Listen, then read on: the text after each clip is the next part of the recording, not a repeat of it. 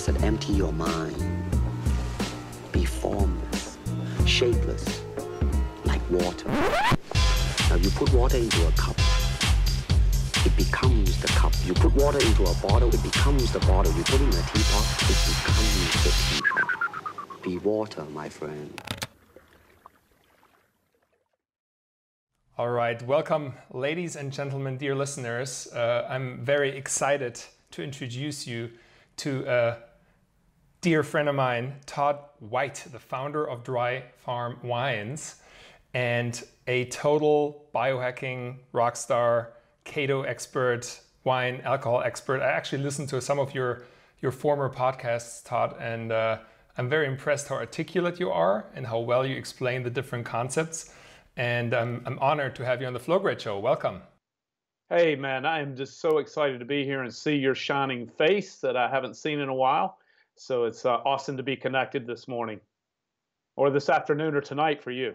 Yes, it's actually about 7 p.m. right now. I'm in Bavaria, in our headquarters. And yeah, we're enjoying the Indian summer over here. It's really nice. It's probably the best time of the year. Awesome. Well, I am hailing from California, Northern California this morning, where it is 9:45 a.m. So all right. Happy to.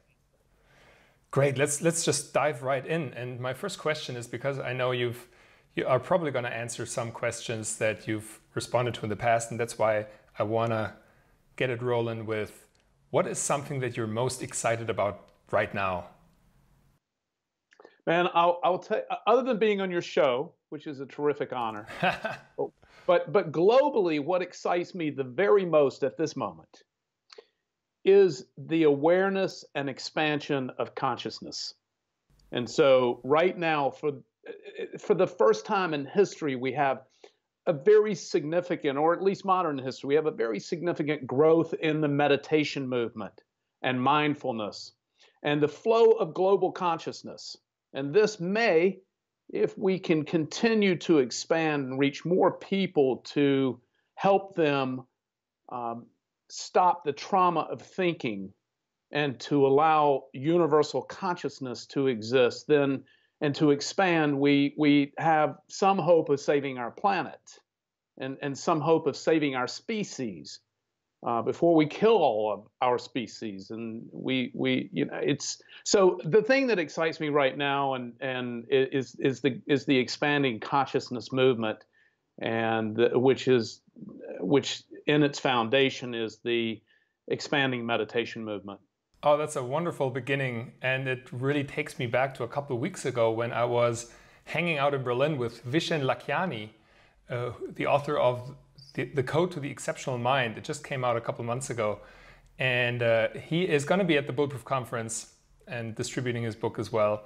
And he was pretty much saying the same thing, that he's very excited about like discovering these underlying powers of the mind and unleashing them. And now that in our field, there's so many people working actually on giving the tools, the methods, in order to help people unleash their potential a little more in that respect.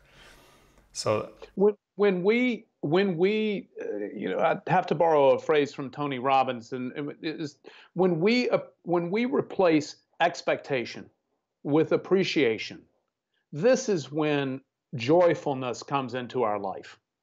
And when we stop striving and start accepting those gifts that an open mind can receive, an open mind that's not cluttered with the trauma of thinking, right? Meditation is the foundation of this practice.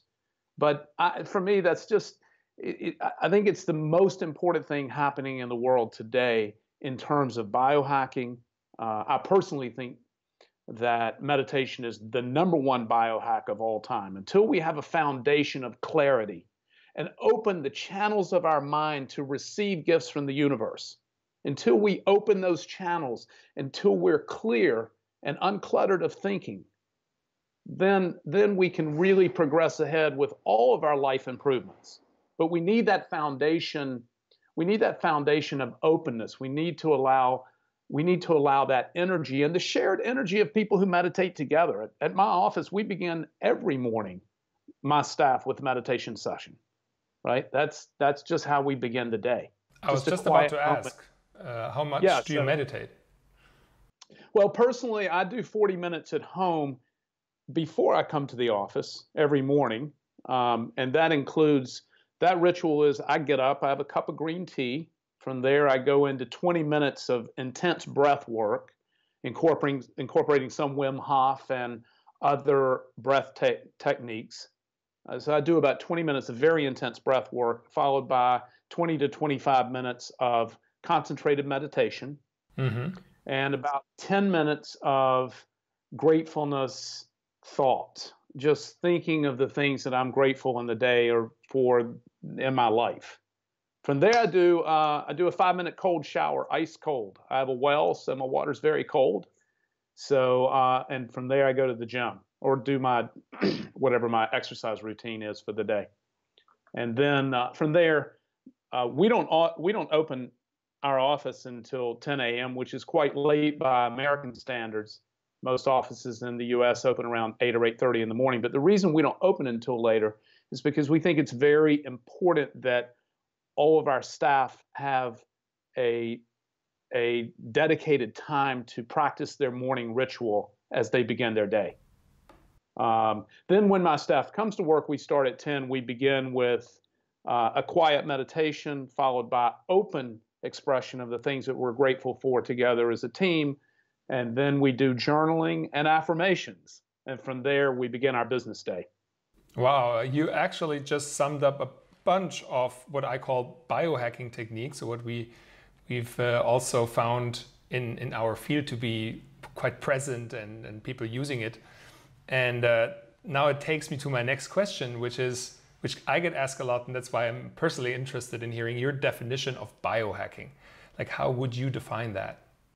Well, I mean, everybody defines it a little bit differently, and I'm not sure it's even the perfect word. You know, biohacking for me is finding Teo. It's that path. It's that, you know, where is that clarity and journey, right? How do I optimize the living experience? But I would categorize it or define it as the art and science of utilizing our behaviors to have a positive outcome or impact on our biological and neurological state, right? And so those behaviors primarily are around mindfulness, because that's the foundation of everything. Until we have peace in our life and most importantly in our heart, until we have peace and we are free of the traumas of the thinking of the past and the anxieties of thinking of the future. And I want to talk about the future thought in just a moment, because I think this is really important. But so that definition really begins with mindfulness, and then it's what can we exogenously do to impact our outcome, whether that be ketogenic diet or supplements or other behaviors, exercise. These are all kind of the most common biohacks. But I want to touch real quickly before we leave the meditation. I know you want to go on to probably wine and even ketogenic diet and excited to talk other about topics. That. But I'm just so profoundly excited about the impact of the mindfulness movement and how important it is, and how I think and I just really want to keep a high awareness around this. But one of the things we talk a lot about is when we talk about the trauma of our past and how cluttered that keeps our mind, and then the anxiety of the future, right? And we want to stay in the present moment, but there is an important point here, I think, particularly for entrepreneurs like us and for people who want to have impact on the world. And what I consider impact is I make profound actions creating transformations. That's how I define impact. I take each of those letters and I assign a word to it. And then at my office, we have a PACT among us, PACT, which is profound actions create transformations, right? So, but one of the things about profound actions is that we have to have visualization into the future we want to become. That's very different than the anxiety of what's to come, right? And so I think in the mindfulness movement, there's a lot of talk about staying in the present and staying in the moment of now, which is really important. But to achieve and to move impact forward to the betterment of mankind, so we leave something better behind than what we found. And impact for us, most importantly, is living the change we want to see in the world.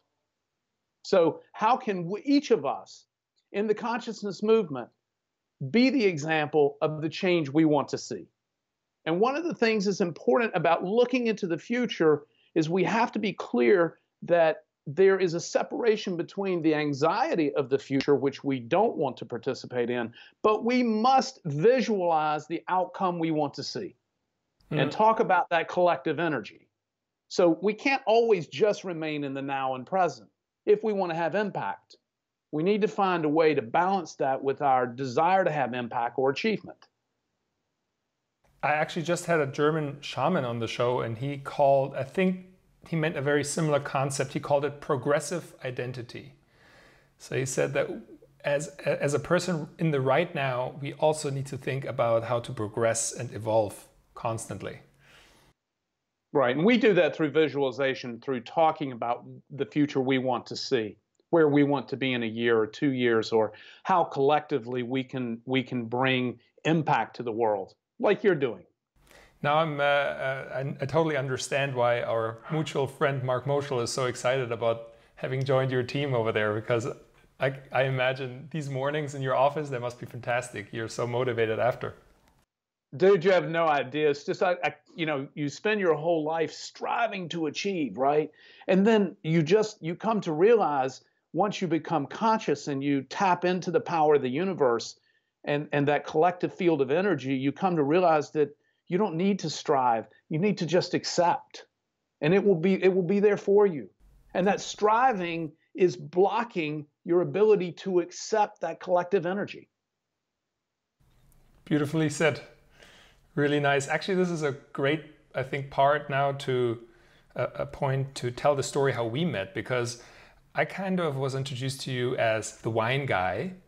Right. And then we started talking, and I remember I asked you a ketogenic question, and I was totally baffled. For the next half hour, you really went deep into the ketogenic diet and explained to me how you were in a ketogenic state, a ketotic state for 2 years. And at the end, you invited me over to dinner with all of these other great influencers, including Matthias Ribbing and the Bulletproof team and Abel James. And I had a blast there. And we were, I think, downing several bottles of wine, obviously. So we're going to dig into 72, I think it was. 72 bottles for like 35 people. Yeah, it was, I don't know, maybe 50. I don't know. It was a handful. So that was an experience that made the whole Paleo FX conference. That's where we met in Austin. That made it for me. That was worth, only that evening was worth the whole trip. Awesome. And the conference was great. But so now then I found out that you're not only very knowledgeable about wine, alcohol, and its effects on the body, but also about the ketogenic state. And I want to touch on both of those. And maybe, since you're a wine guy, my first question would be, do you ever drink beer? Because as a German, I kind of have to ask that. Yeah, I know it's, gosh, I hate to talk to the German audience about beer, but from my perspective, it's just a no-go for a whole bunch of reasons. But primarily because it's high in maltose sugar and gluten, and I'm sugar-free as well as gluten-free. So beer is just off the table for me. Right. I don't advise people to drink it. But from time to time, listen, we need to experience life as it comes to us. We need to make choices. That's the awesome part of being evolved and having consciousness. We're going to make whatever choices that we want to make, and we're going to make those within a reasonable set of intelligent data. So would I drink beer every day? I don't drink beer at all, but look, we need to have enjoyment in our life. If that brings you enjoyment, you need to drink it. Exactly. I don't think it's healthy, but if it brings you enjoyment and that's your thing, and you can find a place for it in your life, then you should do it. Yeah, and I think there is a trend to more healthier versions of beer as well. Even here, there are gluten-free beers now coming out, and some nice brands trying around. But at the same time now, and I think that is the interesting point here, because many people associate the negative effects of beer with the alcohol, but that's actually not the point here. It's the side products.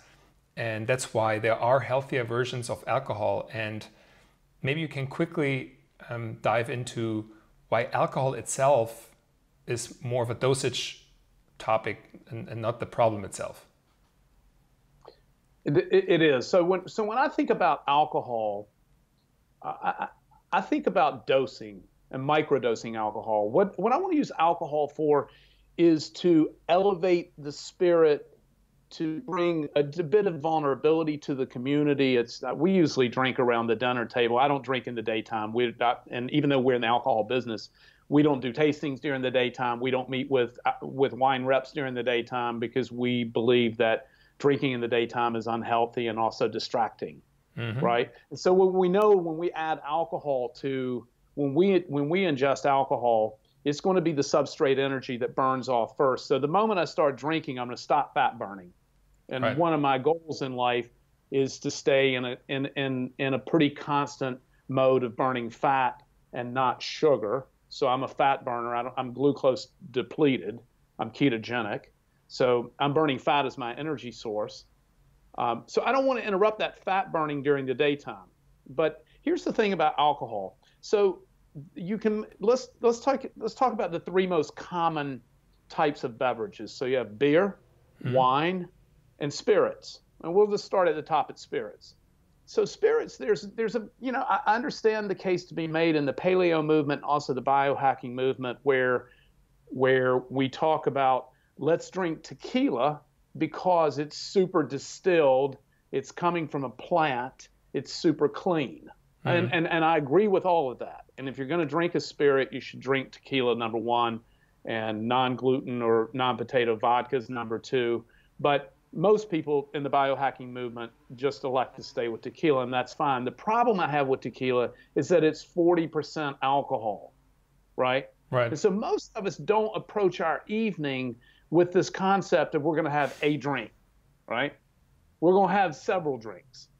And so in that, I need to dial back the underlying amount of alcohol that I'm ingesting, because at some point, when the alcohol gets high enough in your body and your brain, it becomes unhealthy, right? So we know moderate amounts of alcohol are healthy, and particularly moderate amounts of red wine.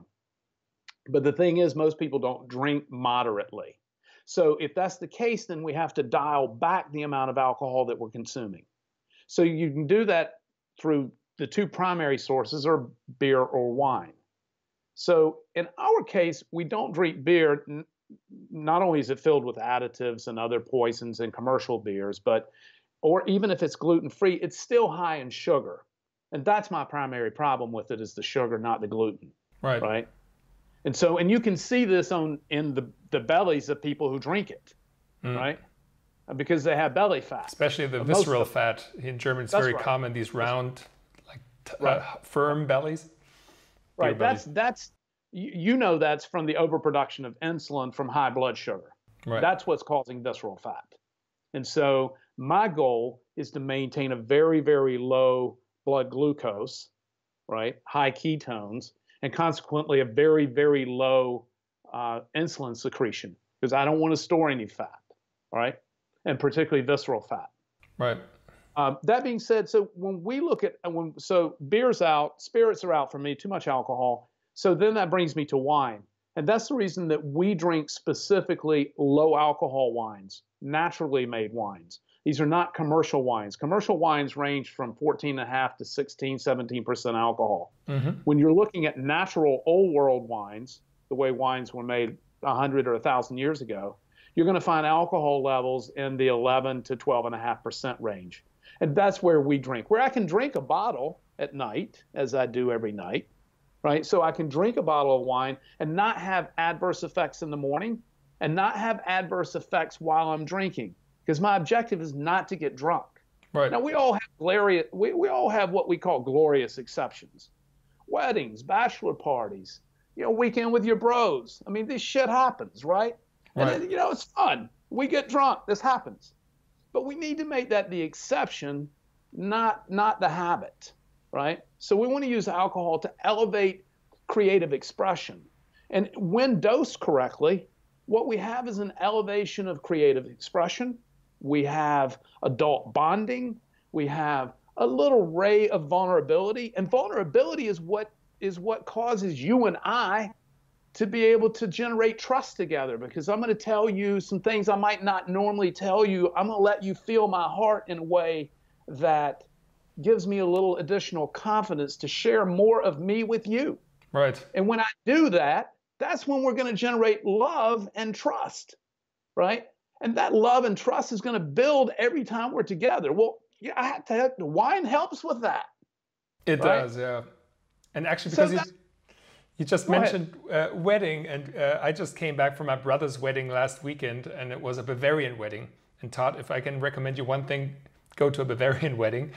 It's a lot of fun with, all the Bavarian, the lederhosen, the attire, and alcohol is just part of the equation there. There are so many rituals, and then people just start loosening up, and it was pretty much a whole weekend full of fun. And after that, of course, then I went back to my biohacking routines and extreme intermittent fasting days in order to recover.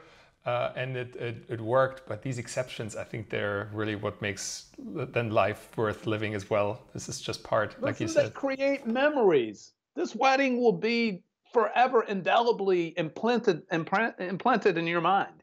Exactly. Right? They create awesome memories and these experiences that you have with your comrades and your family that create special moments. And this is really about underlying and fundamentally what I was just talking about, which is sharing love and being available, being consciously having our heart be available to other people. And oftentimes we fear that heart. We fear allowing ourselves to be vulnerable, to be exposed. We fear we're going to somehow be found out. Right. What Fear we of need rejection. to do is celebrate love and celebrate and believe in each other. Believe in that power of trust. There's nothing you could say to me that's going to upset me. I'm going to accept you for who you are. Todd, I love that passion that you bring to the table. It's addicting. So listen, that's how consciousness allows people to express themselves. That's the reason it's so important. Let's move over to ketogenic, one of my favorite topics of all time. Exactly. Yeah, that's awesome. And also, I wanted to highlight with you and also Dry Farm Wines. I like that you really focus on the alcohol. And I mean, you can't really focus, because I actually found out about that because of a different podcast that you were on, that resveratrol, which is often highlighted as something very beneficial in red wine, is so minute that you can't really argue that wine is healthy in any other way. So I like that you leave everything out and you just say, you know what? It's the alcohol that I want you to use correctly in order to enhance experience, to bond for this collective enjoyment, right? Yeah, that's true. And let's stay on that. Before we go over to keto for a second, let's cover a couple of things more about the wine. So yes, it is the alcohol dose, but also people have got to, and obviously we're in the natural wine business. We sell natural wines in the United States. We do not distribute to Europe, so I can't be of any service to your listeners in Europe about this topic, but I encourage them to go out and find a wine merchant who can talk to them or help advise them on buying natural wines. And it's a very specific protocol of winemaking. It's primarily practiced in Europe. The movement started in France. So you'll be able to find these wines. There's beautiful natural wines in Germany. You'll be able to find these wines. They're very rare, but you can find them. You just need to find a wine merchant who understands the category. It's called natural wines. And what that means is that these wines are additive-free. Mm-hmm. They are fermented with native wild yeast. They are farmed organically or biodynamically. And they are fully fermented in a very clean, natural way, zero additives. Let me give you just a little story on wine additives. There's no labeling of contents or nutritional labeling on wine. There's a reason for that, because the wine industry has fought to keep labeling off of wine. Oh, wow. Right? Okay. They want you to know what's in it. Let me tell you why. In the United States, there are 76 additives approved for the use in winemaking by the FDA. In Europe, there are 56 in the EU, additives, defoaming agents, heavy metals, aluminum, ammonia phosphate. These are nasty additives that are commonly used in almost all winemaking, unless it's this natural winemaking protocol. Okay. Right? So this is very important because what your audience is getting when they're drinking a commercial wine that's not naturally made, and again, this is a very specific protocol that your wine merchant will know about or should know about. When you're drinking commercial wines, you're drinking a lot of additives and poisons. Right. You also want to be drinking very dry, sugar-free wine. For dry farm wines, we do independent lab testing on every wine that we sell, so we know it's sugar-free. And the reason that's important to me is because I drink every wine that we sell, and I'm sugar-free. I think sugar is public enemy number one. I'm sure you've heard me say that on podcasts before. Yes, I have. And I agree. And so, I agree.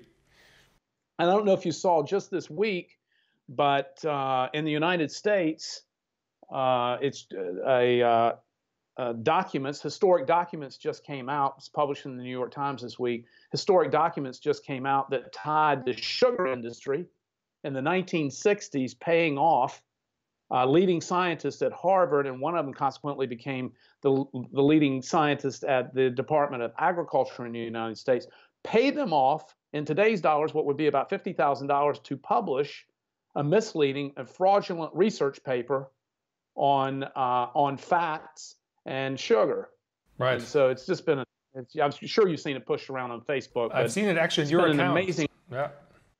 Oh, right. It's been an amazing revelation of corruption and fraud, and how these scientists and the Sugar Association poisoned a generation and made Americans sick in what has now become a global problem as the Western diet has permeated across the globe. Yeah. But so anyway, it's very important to drink natural wines. That's where you're going to stay additive free and chemical free. Awesome. No, thank you. And for, in Germany, we are, besides the States, we are the most overweight country in the Western Hemisphere. So it's important for this market here. Yeah, being overweight is listen, it's not a lifestyle issue. It's a hormonal issue. It's hormones that make us fat.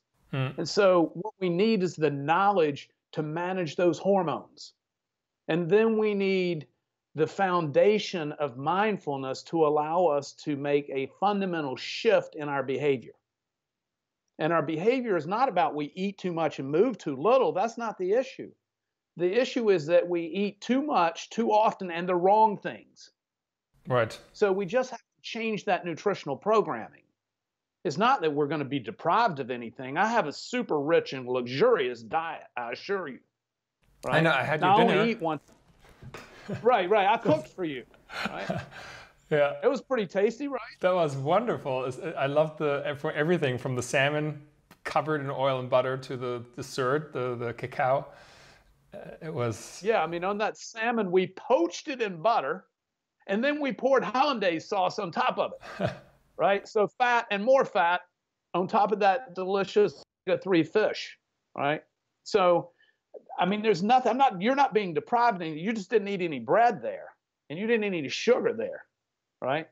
And so it's just, it's about understanding and help people be educated that you're not eating too much and not moving enough. That's not how you need to think about this. You're eating too much and too often and the wrong things. Right. So you're eating the wrong too much too often, right? And so it's really important to I know you practice intermittent fasting, and I have now been intermittent fasting for about 18 months daily. Oh, wow. Although in the last couple of months, I've actually gone to a single feeding a day, so I'm only eating dinner. So I'm fasting throughout the day. I'm doing 24-hour fast. It's been an amazing enhancement to my life in so many different ways. And the 24-hour fast was a big step up from just what I had been doing was the lean gains method, which is what most people do, which is 16 to 18-hour fast. right? Two feedings within an 8-hour window. So in other words, they skip breakfast, have a late lunch, and then an early dinner. Right. That's the easiest protocol and the one that's most commonly That's what I do usually. But, yeah. Sure. I moved mine out to 24 hours, and I've been on that for a couple of months now, and I plan to stay on it. What happened to me in the 24-hour fast was that I got obviously a huge surge in ketones, sometimes higher than I'd prefer. But also a couple of other things happened. I got better sleep, more vivid sexual experiences, and also food became brighter and the flavors more pronounced. Wow. When I did eat. And it wasn't, and at first I thought, as I try and biohack and unpack all these things, at first I thought, well, maybe I'm just hungry, right? But when you're on a high-fat diet and you're ketogenic, you're never hungry, right? So it's not that I'm hungry. There's something happening there, something happening that is allowing me to have a more enhanced sensory experience with the taste and flavor of food. Same thing I think is happening with this enhanced sexual kind of sensation. It just, there's something going on there. I don't know what it is, but there's just this enhancement of feeling and sensation from this extended fasting. So so you might want to experiment with it. Yeah, it sounds very tempting. I think you sell it very well. Yeah, the first week, I'll just tell you, the first week is a little challenging because you're both emotionally programmed to this narrative of eating in the day. And also your brain is programmed to having, because no matter what you eat, you're going to get a little bump of glucose. Unless you're just eating pure fat. If you're eating any carbohydrate at all, vegetables, leafy greens, plants of color, which I eat, any carbohydrate like that's going to give you a little bump in glucose. Not enough to take you out of ketosis, but you'll still get a little glucose bump. So it takes about a week for your brain to sort of adjust to not having that little bump of glucose in the middle of the day. But then after that, it just levels out. Right? Okay. Yeah. And so, but I really encourage people to experiment with fasting regimens, starting with just skipping breakfast and going to a late lunch, early dinner. But then kind of experiment out with, sort of stretching it out a bit and seeing what's right for your brain. It's not your body, it's your brain. It's really how your brain reacts to it. So that takes us actually, I'd say, right into the ketogenic lifestyle and the diet.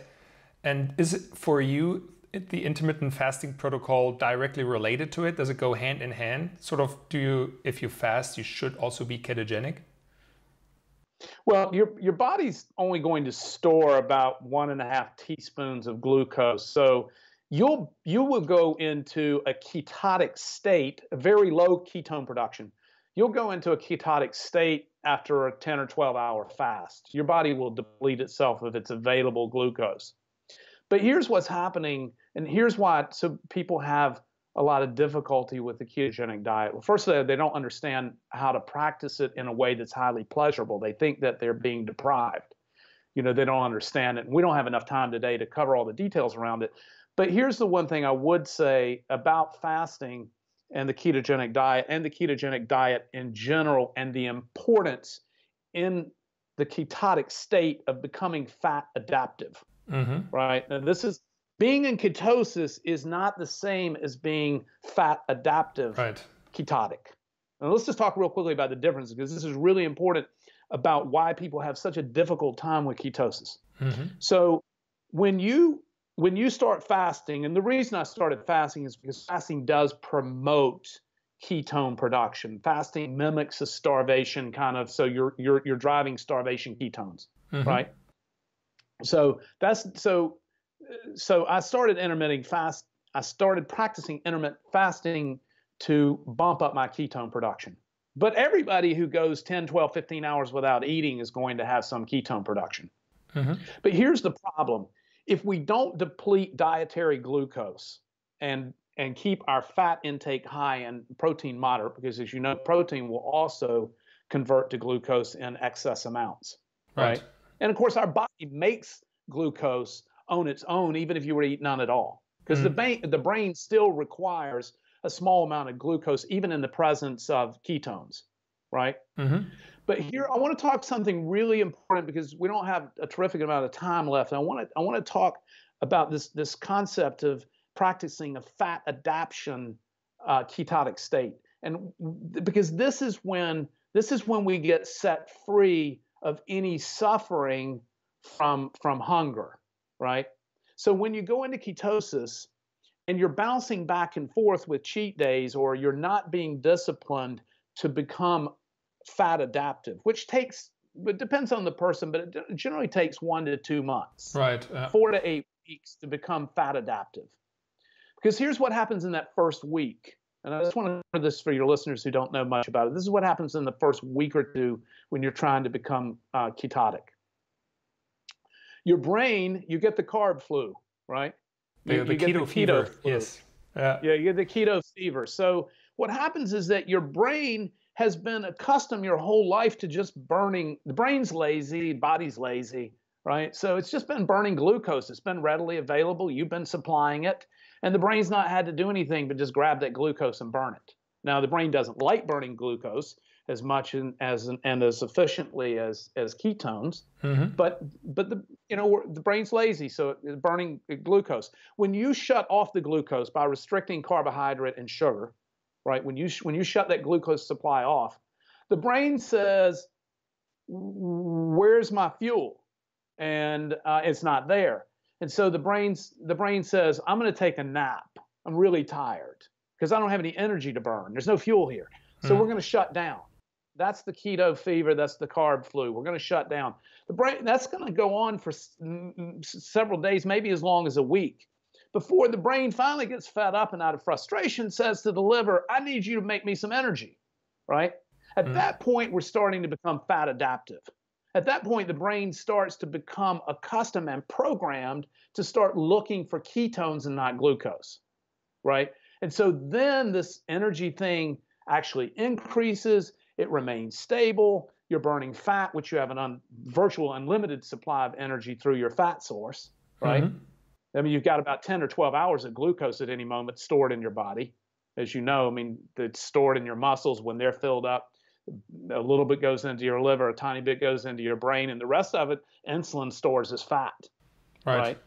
So when you program and teach your brain that to burn ketones and not glucose, all of that energy depletion that you were experiencing during the adaptation stage or the conversion stage, all of that goes away, man, and you're blessed with this amazing energy and power that's just constant all the time, right? Let me jump in with a question here, Todd. Sure. Because now I think I just want to understand. So when there are ketones present and you're not yet fat adaptive, will the body and the brain still use ketones? And why I ask that is because there are now some exogenous ketone products out there, and we've talked about that at the conference. Because now it kind of makes sense to me that they are being flushed out, so you just have these important, like valuable ketones in your body, but the body can't use that. Is that about correct? Well, in the adaptation stage, I think, and I'm talking about anecdotally, and I'm not presenting research to you. I'm telling you what my experience and the people I've coached on it is, and we'll get to the exogenous ketones in a moment.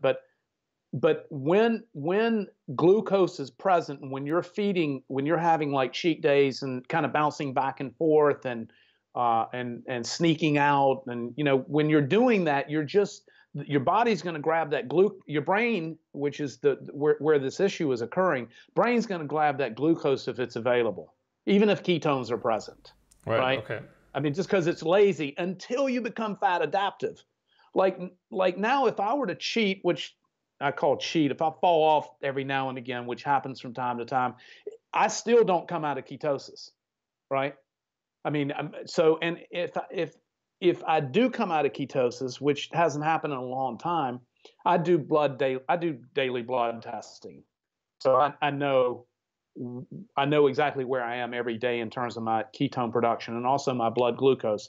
And in fact, I'm about to enter a study. I was invited by Dr. Joseph Mercola to do a glucose study where I'm going to wear a Dexcom, which gives me glucose readings on my iPhone every 5 minutes, right? So it's a constant monitoring of blood glucose. My blood glucose is commonly in the 40s and 50s, which is average American. What's your average ketone level? Because I saw you post some really high amount, like 6.9 or something like that before. Right. So a couple of weeks ago, I was experimenting with some really extended fasting. So my ketones got up to 7.3. Wow. But typically, I like to keep them, which is higher than that. So I'm looking to have a relationship between blood glucose, ketone production, and how I feel, and where's my optimum performance. And for me, optimum performance is on ketone production between 2.4 and 3.5. That's the zone I like to stay in. That's interesting. Right? Yeah. Nutritional ketosis, depending upon who you ask, I consider nutritional ketosis to be 1.0 milliliters. Some people consider it to be 0.5, a half a milliliter. But for me, I consider nutritional ketosis to be 0.10. So I like to stay between 2.24 and 3.56, right in that range. That's my kind of optimal performance. If I get higher than that, I get sort of tunneled. I get so myopic. There's so much focus, so much flow state that I'm just not even conscious of the things that are moving around me. Oh, wow. Right. And so I kind of like this blend of having this super clarity and focus and this being in flow state, but still having awareness. Right. And so for me, this is just my personal experience. It might be different for other people. Let's go back to your other question to cover real quickly on exogenous ketones. There's not a ton of research out there.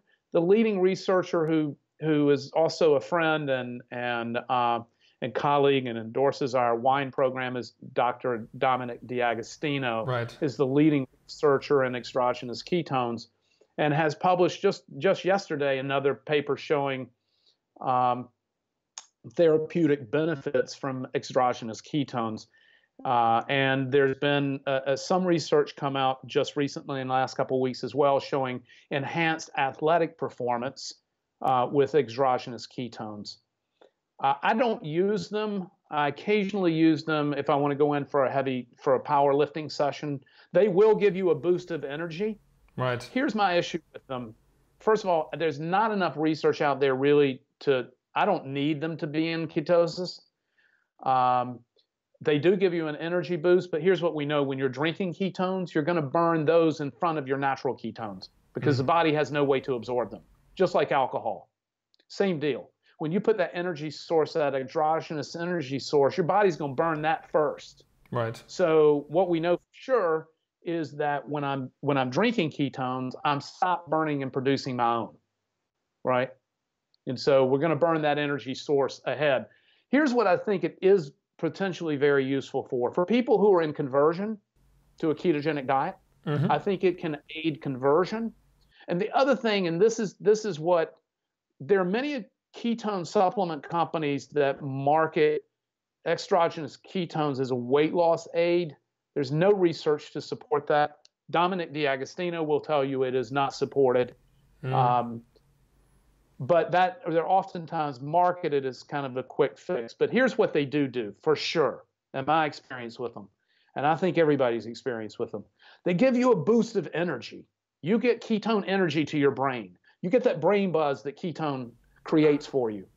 And here's what I'd say, and people ask me, should I take them? And I was like, listen, if it gives you more energy and more confidence and more zeal to pursue change in your life, drink them.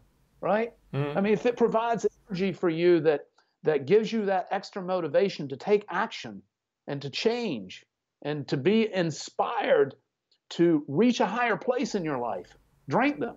Yeah, I think the one thing that Ben Greenfield mentioned to me was that the extremely high salt content in several of those products, and that's why people using them, they should definitely off cycle at some point, because that might have some side effects that are not yet studied because of that high that salt and natrium content. Well, I would just comment two things on that. First of all, as I said earlier, there's not, from my perspective, in terms of my use of them, there's not enough research yet. It's just such a new concept. There's not enough research out there to support some of the concerns, like his concern with the salt. But I will say this, as you probably know, in a ketogenic diet, you have to increase your sodium intake.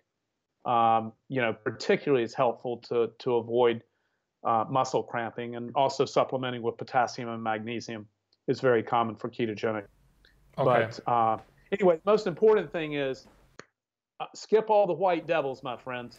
The white devils: sugar, flour, corn, rice, potatoes, and common dairy products, other than high-fat butter and high-fat cheese, right? But stay off the white devils. Corn is one of the most poisonous things on the planet, right? Super, super glycemic. Stay off the high glycemic foods.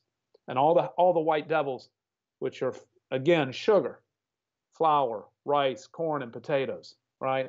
All highly glycemic, meaning that they convert to blood glucose very quickly when they reach your digestive system. Excellent. No, I'll list them actually in the show notes. Hey, I have never heard about that five devils metaphor. The white devils, my friend, the white devils. Great. Todd, tying it up before I forget, because you mentioned in the beginning that, when you drink alcohol, then you stop burning fat. Now, there is this belief out there in the ketogenic world that drinking alcohol will kick you out of ketosis. But it doesn't really. But how does that work? Or how much alcohol do you need to take in order to get out of ketosis? I've never gotten out of ketosis from drinking, so I couldn't tell you. Here's what I can tell you. Beer is going to take you out of ketosis because of its sugar content. Spirits will not take you out of ketosis. Okay. I don't drink spirits, but people who reportedly do, who I trust and know are ketogenic, they do not take you out of ketosis. Wines must be sugar-free to keep you in ketosis. Dominic D'Agostino, and you can see it on my Facebook feed, or I'd be happy to send it to you if you want to put it in your show notes. But Dominic D'Agostino did extensive blood testing on himself with our wines, and consequently endorsed our wines as a result of, because our wines do not take you out of ketosis. Now, that's not because they're natural wines. That's a separate health issue. It's because they're sugar and carb free. So, and we do lab testing. Not all natural wines are sugar free. That's the reason that at Dry Farm Wines, when our customers get wine from us, they know it's lab tested. They know it's not going to take them out of ketosis. Jimmy Moore, who's also, a leading ketogenic author in the United States, also endorses our wines, as does, practically every other health influencer in the United States and around the globe now. Right, yeah. I saw your wines have like less than 1 gram per liter. Yes, which is statistically sugar-free. That is sugar-free. Level, they're sugar-free. Right, and there are others that have a lot of sugar, especially the sweet wines. Wines categorically can range from 0 in the case of our wines up to as much as 300 grams per liter. And that's in the dessert wine or ice wines, so that's not common. But in commercial wines, it's quite common to see 15, 20, 25 grams of sugar per liter. And that's about the quarter of a sugar. There's 108 grams per liter in Coca-Cola, right? And so it's, if you can stay in ketosis and drink wine, they just have to be sugar-free, right? And the benefit of our customers is they know. There's no guessing, because we've done lab testing on every single wine. We know that they're sugar-free for sure. So you can drink certain wines and stay in ketosis. You can drink spirits. You definitely can't drink beer and stay ketotic. Okay. You might, but again, if you're fat adapted, bro, you could have a beer today, a couple of beers this afternoon. You're going to come out of ketosis for a day or two, and then you'll jump right back in. Right. Once you're metabolically adjusted to being ketotic, you recover very quickly. That's what I noticed, and that's why a lot of people ask me, is like when during the wedding, for example, they say, hey, doesn't that ruin everything that you've built up until now? And I said, actually, no, because it takes me a couple of days and I'm back where I was. So I do suffer for a day or two, but then it's okay. Well, as you also know, and you noted early in the show that that practicing fasting really is your body's, it really signals your body to cleanse itself, right? So the very best thing you can do for glorious exceptions and for that period where you've decided by choice that, hey, I'm going to go out and do X, Y, or Z, or eat X, Y, and Z. And this can happen sometimes because let's say, I'm not going to be the guy who comes to your house and you've invited me over graciously for dinner and tell you I can't eat your food, right? Mm-hmm. I'm just not that guy. Most of my friends know how I eat. Most of them eat the way I do. So it's not typically an issue. But if I were invited someplace and there were just, I'm going to be social, I'm going to eat. So the point is, the very best thing you can do if you've overconsumed alcohol, don't have the hair of the dog, the Bloody Mary the next day. Don't go have the greasy burger. It will temporarily make you feel better, for sure. But the very best thing you can do for your body is fast it out. Just don't eat the next day. Just drink plenty of water. Right? Fast it out. Eat that night, or even do a 24-hour cycle fast. You'll feel great. Your body will cleanse itself from fasting. That's great. That's sort of your hangover cure then, I guess. Do you actually have hangovers sometimes? I don't have hangovers from our wines, but I have had a hangover before. I'm an expert at hangovers. I'd be scared of you if you didn't. So. Yeah, no, I don't typically get them from our wines, but I have to drink an awful lot, like 6-8 bottles, like a lot. Okay, wow. And this can happen sometimes. There are these glorious exceptions where, last time I was with you, we drank 72 bottles for maybe 40 or 50 people, and I probably drank 3 or 4 of those. So right. I'll send you a photograph of the lineup that it actually went on my Facebook page. I'll share it over to you, the lineup from the photograph from the next morning. Oh, please do. Of the bottles. But anyway, so listen, I just want to leave your audience with, because I haven't even looked at the time, but we must be coming up on time. Yeah, it's actually perfect right now to wrap it up. And I think you've given so much information, Todd. So I think we can feed on that for a while. And there was so much new stuff, because I have to say that, the community here in Germany is still in its baby shoes. So we are a couple of bloggers and people that trying to make that more known. And there are a couple of companies now. I actually just had a meeting in Munich today with a guy that is running the functional training summit, and they want to do like a functional food summit now and make that a little more prominent, because over here, the US, that's why I'm inspired so much by you guys in the US, because you already are several years ahead. Well, we're not far enough ahead, but let me close up with your audience on a couple of thoughts. First of all, if you want to learn more about natural wines and what makes a wine natural and kind of what the protocol is, feel free to visit our website, dryfarmwines.com. That's dryfarmwines.com. And we have a couple of sections there that talk about lab testing and also wines by nature, and it will explain to you what the natural winemaking protocol is. If anybody wants to contact me, feel free to email me, Todd, Todd, at dryfarmwines.com. And on all social media, we're Dry Farm Wines. You can find us everywhere. I want to part with your audience by saying this. Practice more love. Open your spirit. Let consciousness flow through you. Hug your friends. Tell your friends how much you love them. Like I love you, and I appreciate you having me on today. And share more of your spirit and your soul, and be grateful for all those blessings, and share that gratefulness with all of your friends and tell them that you love them, because one day you might not have that opportunity. What a beautiful way to end that episode. Todd, I'm so thankful for you making the time, especially because you don't even distribute in Europe. So, I'm deeply grateful. Thank you very much, sir. My friend, and to your audience, I wish you well, an open spirit, and much love to you and everyone listening. I said, empty your mind. Be formless, shapeless, like water. Now you put water into a cup, it becomes the cup. You put water into a bottle, it becomes the bottle. You put it in a teapot, it becomes the teapot. Be water, my friend.